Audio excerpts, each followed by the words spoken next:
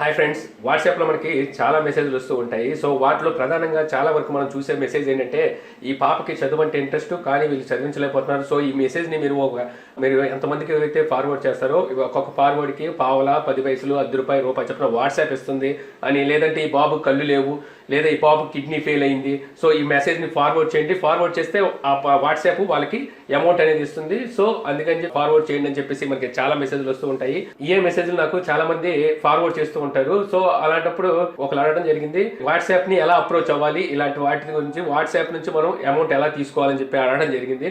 So నేను ఈ రోజు దీని గురించి మాట్లాడబోతున్నాను. హాయ్ వ్యూవర్స్, నా పేరు నాని ప్రభాకర్, మీరు చూస్తున్నారు టెక్లాజిక్ ఛానల్.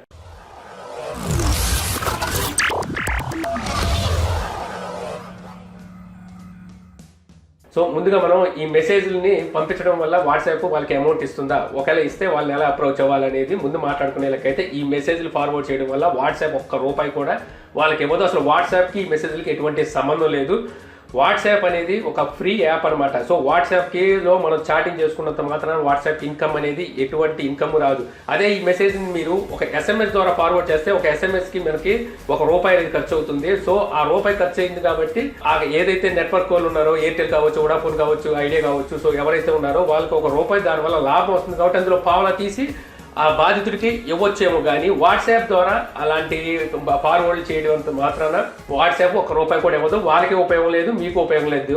సో మరి ఇదంతా ఎందుకు స్ప్రెడ్ అవుతుంది, మరి ఇవన్నీ ఎక్కడ నుండి వస్తున్నాయని చెప్పి అడిగితే, నేను దీని మీద ఇంతకుముందు ఒక వీడియో కూడా చేయడం జరిగింది. యాక్చువల్గా ఏంటంటే, ఎవరి మీద అయితే కోపం ఉంటుందో, సో వాళ్ళ ఫోటోని ఫేస్బుక్ నుంచి కానీ, లేకపోతే వాళ్ళ మొబైల్ నుంచో, లేకపోతే వాళ్ళ మెమరీ కార్డ్ నుంచో ఎక్కడో ఒక చోట నుంచి వాళ్ళ ఆ ఫోటోని డౌన్లోడ్ చేసి దాని కింద ఇలాంటి పనికి మాలిన రూమర్స్ ని క్రియేట్ చేసి అందరికి ఫార్వర్డ్ చేసి వాళ్ళని కించపరచడానికే ఇవన్నీ చేస్తున్నారు. సో మనకు తెలుసో తెలియకో ఫార్వర్డ్ చేసే ప్రతి వ్యక్తి ఇందులో పాలు పంచుకుంటున్నారు.